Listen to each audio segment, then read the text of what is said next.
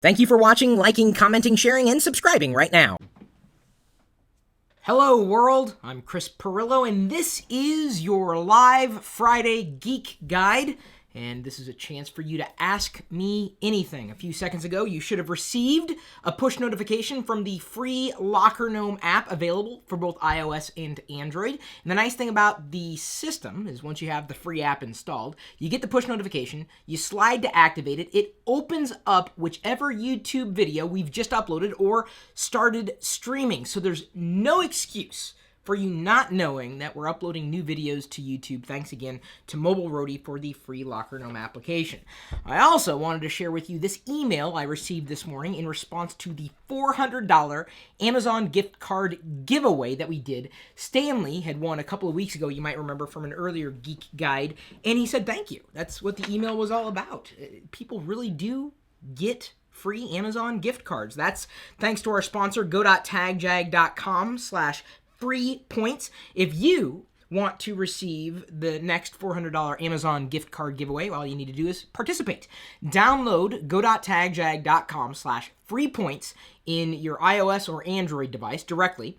Download a sponsored app. Let us know which sponsored app you download and your referral code in a comment for this particular video. And you can see past examples, and many people have won. This is just one person. The recipient this week has been contacted. I haven't heard back from Mario yet. That's the guy's name, Mario.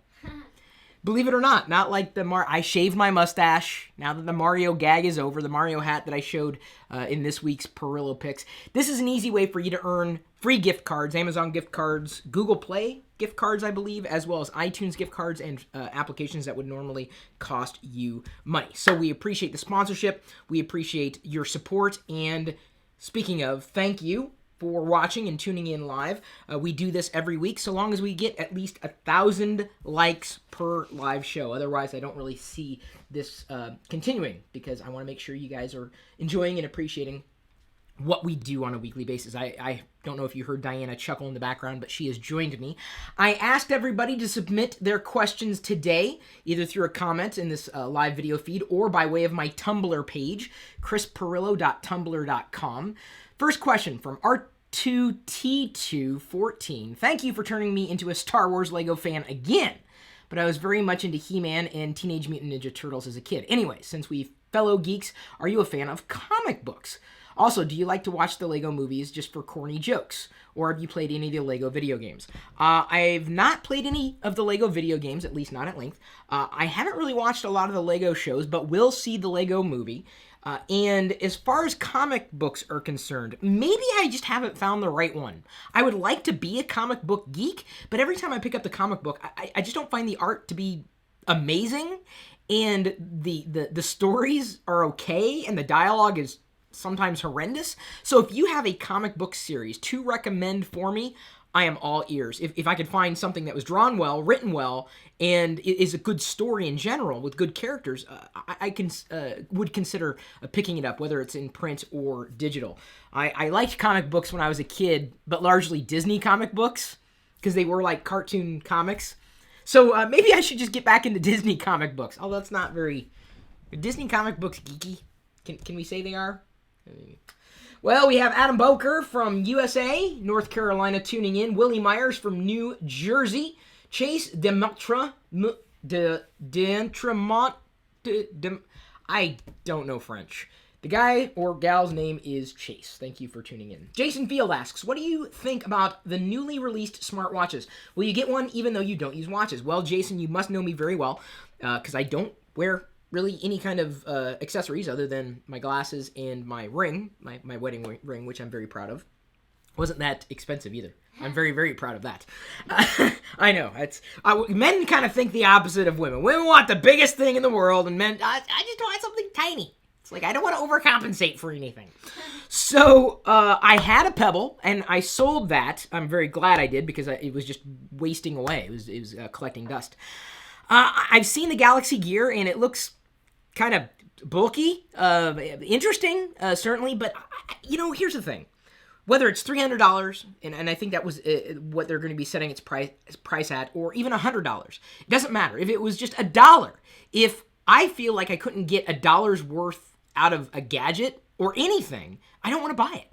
I mean, whether it's sticky notes or lip balm or business cards, I don't want to spend money on something that I don't feel I'm going to get that much out of in terms of value, and that's very relative. What's overpriced for me may be different for you because I'm looking for a different experience. So as much as I will like to see a Galaxy Gear in person and possibly try it, I don't know if it's something I'm going to use on an ongoing basis.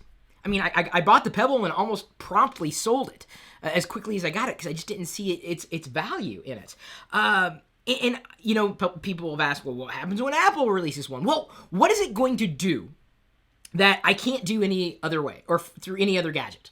Like, oh, it's going to tell me I have a text message, so check my phone? I'm like, okay, why don't I just check my phone? What value does a wristwatch have if, big if, you don't wear a wristwatch now? And I'm in smack dab in that middle of the category. They've always been uncomfortable. Maybe if it was tied in with a health tracker and gave me some other enhancements. I'm sounding like I want to be a cyborg. What is it adding to your life other than gee whiz, cool? It's a new gadget. And beyond that, I question the smartwatch revolution. But I will give every device a fair shake if I feel it's going to fit me. I just do not have my hands on one. Will not be able to until October 1st and 2nd. That's when the Galaxy Note 3 is shipping, as well as the Galaxy Gear watch from Samsung. That's just FYI. Oh, you have a question. Yes, Diana. When's the last time you've worn a watch? I think the Pebble, really. Oh, I never... actually wore it? Well, on an ongoing basis? Yeah. I can't even remember. I was probably a kid. I always wanted the calculator watches. Oh, yeah. Those were all the rage. I never got one, thank God, because those are unusable. The little button, check that button, titty. No, I just not a watch kind of guy, and I don't see that changing. But I remain open-minded. Give anything a shot if it really can do more for me than I could have done without the watch. But until then, it's like contact lenses. Even though, yes, as I've pointed out, I think I need bifocals. In fact, I think that was another question that was submitted earlier today. No, I'm serious. Someone asked that question. Are you visually impaired? Jman23500 on Tumblr. And I must be, because I have to wear prescription lenses, but more and more I find myself doing this. And looking over my glasses as I'm reading something close, which I've always been nearsighted, but I think this is something that many people might suffer from. Ryan Tilts, my wife is very non-geeky. She is 6 years older than I and is more your age, thanks, but I can't get her to join the geek bandwagon. Well, don't force her into anything. It's not like a square peg into a round hole situation. When you're overt about something, people are less inclined to really be, interested. Just let it happen naturally. Eventually, she may be interested in something, and you got to understand, for some people, it's not the journey so much as it is the destination. What does this phone do for you? Well, they're more interested in that than talking about the phone itself. Talk about what something might be able to do for somebody else, and that is possibly going to get them to embrace, or at least understand a different type of living or lifestyle, being a geek or doing geeky things. All right, let's move back to Tumblr, because I saw quite a few really good questions come in there, and I'm trying to answer as many as I can during these live broadcasts. From R. Langham1, hey Chris, been a massive fan for years now. I was even featured in one of your fan introductions a couple of months back. Awesome. Or a couple of months back. Or at least my dog was. Have I ever considered, traveling more? Well, yes. I don't like travel, though. I'm not a fan of travel. We're going to be going to Hawaii here in a couple of weeks, and Diana's very excited about that. Yay. For a geek gathering of sorts. I can't really talk about it right now because I don't know if I'm under an NDA or a non-disclosure agreement, but I will have to travel again, even though I don't really enjoy it. And I don't see that changing anytime soon. Geeks, I think it's a part of our DNA. Geeks don't generally like to travel. Like, they like familiar surroundings. They don't like new things and new experiences. We have to take things slowly. Something to keep in mind. So if you've ever felt that way, you're not alone. Design Addict1 asks, would you like a 6-inch screen iPhone? Would I like it? I don't know. To tell you the truth, I've been very happy with devices like the Nexus 4 or, the iPhone 4 or 4S or possibly even the 5 because of single-handed operation. I like having the ability to... I'm going to put my glasses back up and suffer through not being able to see around here for the rest of this video, I think. It's a single-handed operation, and I would miss that if I had a larger screen iPhone. I do believe that Apple's likely testing larger screens. And larger screens are nice if you are holding onto your phone constantly with two hands, or you watch a lot of media, or you take in a lot of media. I've noted that before in a lot of the reviews that I've done, or first looks for a lot of larger screen phones or devices out there. I would be interested in seeing the implementation. What Apple or how Apple would approach that particular form factor for a 6-inch phone. Would that replace the quote-unquote older, smaller phones? I don't know. Is that going to keep me, is the screen size everything to me? No, it's one of the things. It's a good thing, but there's so much more to a phone than its screen size, even though some people don't want to admit that. All right. ciaronpower asks, I'm wondering if you think an iPod 6G will be released by Apple this year or next, and should I get a 5G? You're talking about generation? I would wait, certainly. We're close enough. In fact, next week, September 10th, I'm going to be streaming live on YouTube talking about Apple's array of announcements. It'll be a part of the tech topic for next week, and it just so happens to coincide on Tuesday when I normally do the tech topic, so it'll work out quite nicely. I'd imagine they're going to be announcing new iPods as well as new iPhones, new iPads, a range of new hardware, specifically just before the holiday season. Design Addict 1 asks another question. What do you like about OS X and what do you dislike? Well, I like the fact that it does everything I need it to do, honestly. And it's not as problematic as I've had experiences with other operating systems. It is easy. I want it to work and then get out of my way. In terms of what I don't like about it, there are certainly some design oversights that I think are apparent to me. In the OS, they may be addressed with the next version of OS X, Mavericks. We shall see. That does remain to be seen. And that release date, I believe, is at the end of October, so coming up here in another month and a half or so. It's difficult to say. Everyone looks for something different in an operating system. I just want it to work. OS X just works.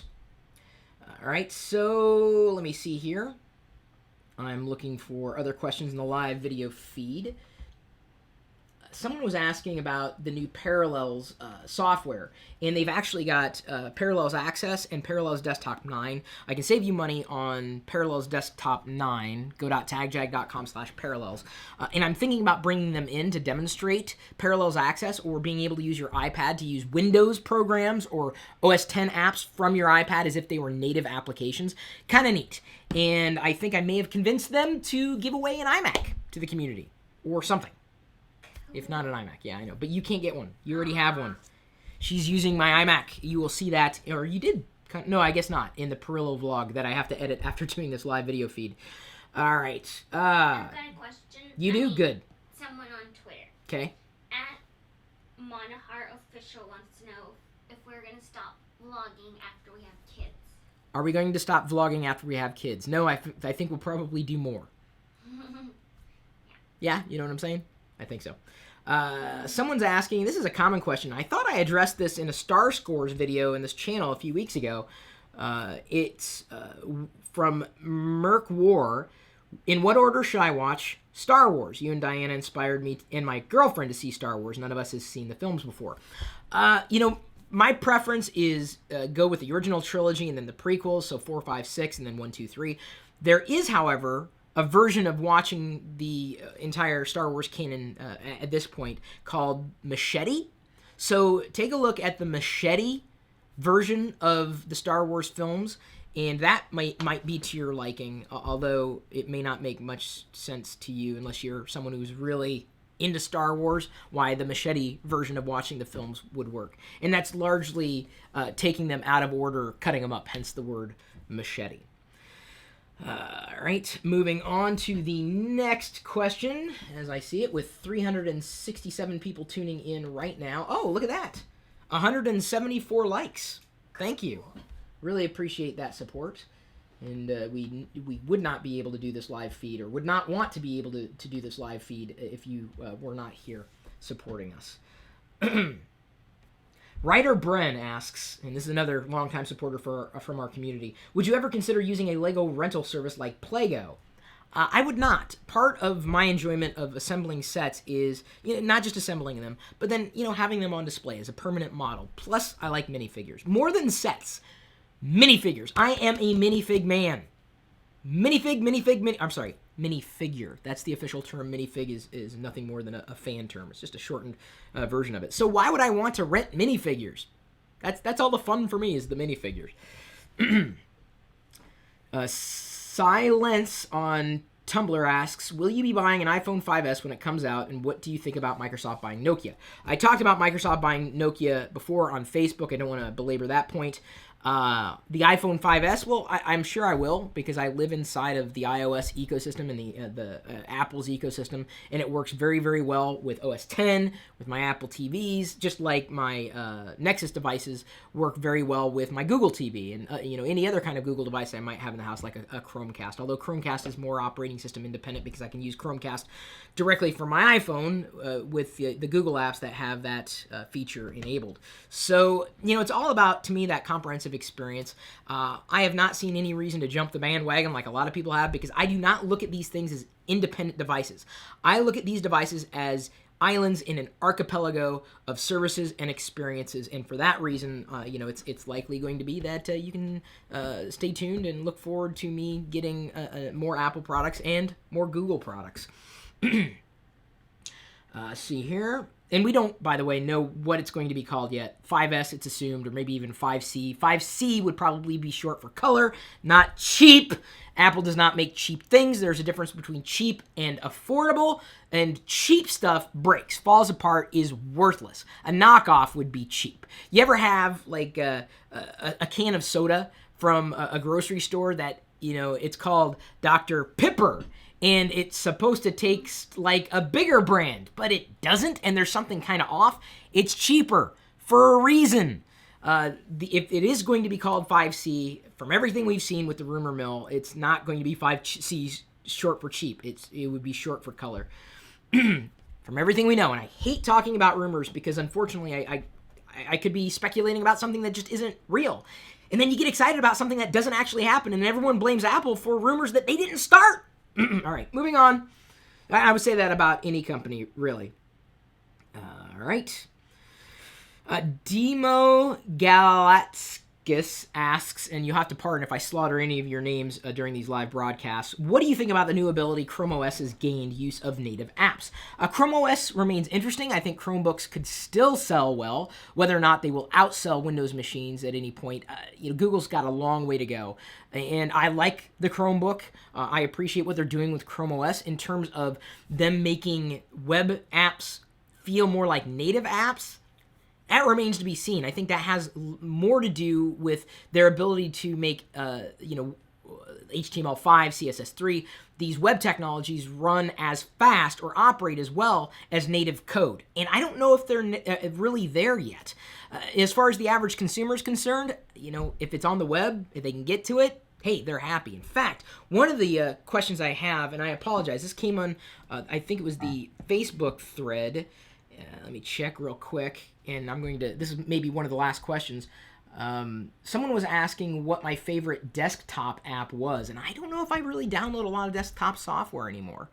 I have a lot of it, and each one has a use case, but to tell you the truth, I think Google Chrome is what I use most frequently, or the Mail app, and then everything else is a distant second, or even messages, to communicate back and forth with various people.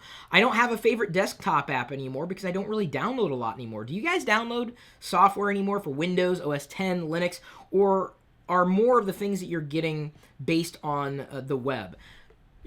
Somewhere sitting on the web. Before I do go, I should let you know that we've posted our Name Your Own Price Mac Bundle 3.0. You get all of these utilities. If you have a Mac or if you know someone who has a Mac, this is over on deals.lockergnome.com. Limited time, you can get these top apps worth like $400, $500 for like 20 bucks. So name your own price, but you have to beat the average price of what people are paying. And last night it was about 16 bucks when I told you guys on Facebook.